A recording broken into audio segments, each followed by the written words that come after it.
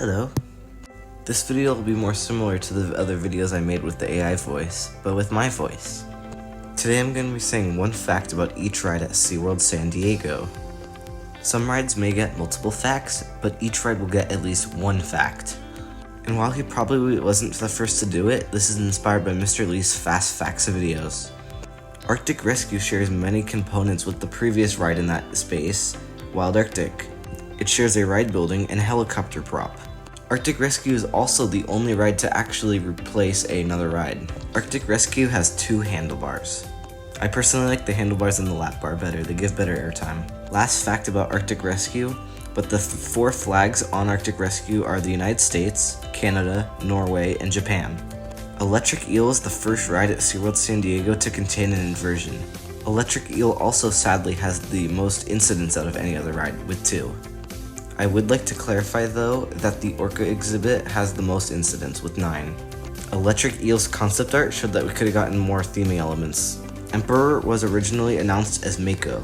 I wonder if it was going to be purple. Journey to Atlantis probably still has the TVs in the elevator because the elevator is slightly thinner than it was originally in the 2004 to 2017 version. That and the walls are lined with fabric. If you go on the SeaWorld San Diego website, the pictures for Journey to Atlantis are the pre-2017 version. The trident in the back of Journey to Atlantis surprisingly looks a lot like the trident on the flag of Barbados. In the concept art for Journey to Atlantis, the third framework tower was actually supposed to be a complete tower like the other two. Okay, here's the last fact about Journey to Atlantis. In the new queue for Journey to Atlantis, there's a board that references SeaWorld Aurora, and it hints that SeaWorld Abu Dhabi might be getting Journey to Atlantis.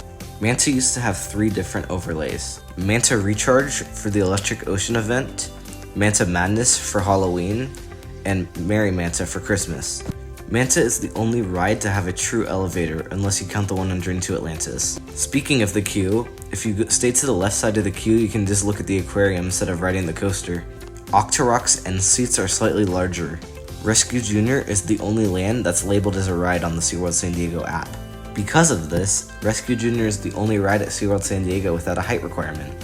Rescue Junior also was the famous Sesame Street Bay of Play, but was rethemed in 2023. When Rescue Rider first opened up in 2023, it was missing its centerpiece. Its centerpiece also replaced Elmo.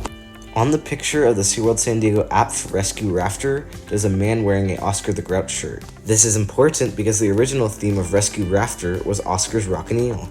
Riptide Rescue is the only rescue-themed ride not in the Rescue Junior land, except for Arctic Rescue.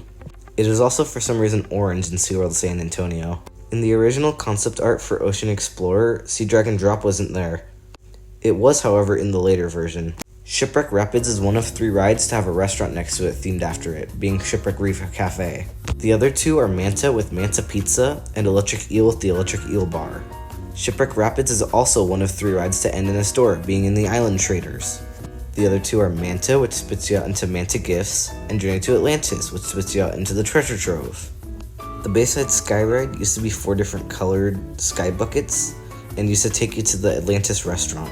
It is also the oldest ride, kind of. You see, the sky buckets weren't like how they were today until the late 80s. By then, Sky Tower was already pretty much exactly how it is today, so technically Sky Tower is more original, but the sky buckets are older.